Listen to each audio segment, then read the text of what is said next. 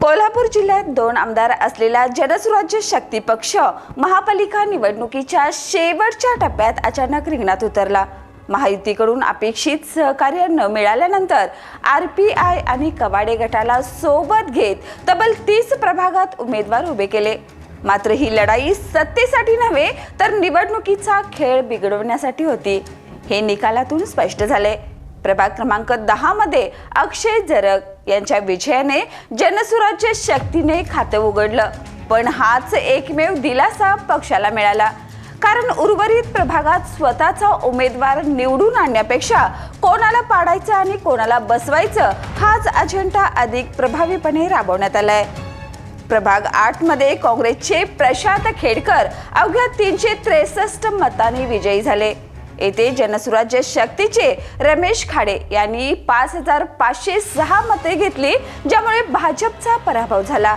या उलट प्रभाग 11 मध्ये जनसुराज्याच्या उमेदवारांमुळे काँग्रेसचं नुकसान झालं आणि भाजपच्या निलांबरी साळोखे विजयी झाल्या।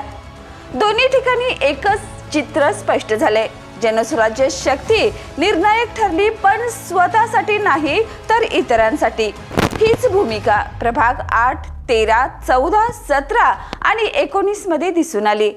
जनसुराज्य शक्तीमुळे काँग्रेसचे तब्बल 7 उमेदवार विजयी झाले, तर दुसरीकडे महायुतीच्या 9 उमेदवारांना थेट फायदा झालाय। यामध्ये भाजपच्या 5, शिवसेनेच्या 3 आणि राष्ट्रवादीच्या 1 उमेदवाराचा विजय जनसुराज्याच्या मतामुळे शक्य झाला। प्रभाग 13 मध्ये राष्ट्रवादी अजित पवार गटचे माजी नगरसेवक नियाज खान 1755 मतांनी विजयी झाले, तर त्याच प्रभागात जनसुराज्याचे शेखर जाधव यांनी 3415 मतं घेतली। येथेही जनसुराज्याची मते निर्णायक ठरली। कधी काळी महापौर पद भूषवलेला पक्ष आज मात्र फक्त एका जागेवर समाधान मानण्याच्या अवस्थेत आलाय। प्रभाग 19 मध्ये भाजपचे राहुल चिकोडे केवळ 41 मतांनी पराभूत झाले। येथे जनसुराज्याचे सुभाष रामुगडे यांना 1740 मते मिळाली, ज्यामुळे पुन्हा एकदा बी टीमचा आरोप बळावला। जनसुराज्य शक्ती पक्षाच्या एकूण उमेदवारांपैकी तब्बल 14 म्हणजेच 50% उमेदवारांची डिपॉझिट जप्त झाली। यातून स्पष्ट होते की पक्षाची ताकद मतामध्ये नव्हे तर मत विभाजनात आहे। ही निवडणूक जनसुराज्य शक्तीसाठी सत्तेची नव्हे तर सौदेबाजीची ठरली।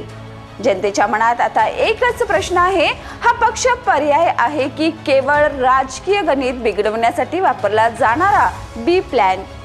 कोल्हापूरच्या निकालाने हे ठामपणे दाखवून दिले की जनसुराज्य शक्ती निवडणूक जिंकण्यात अपयशी ठरली, पण सत्ता घडवण्यात यशस्वी ठरली, आणि हेच त्यांचं सर्वात मोठं राजकीय वास्तव आहे। या आणि अशाच ताज्या अपडेटसाठी पाहत रहा तारा न्यूज।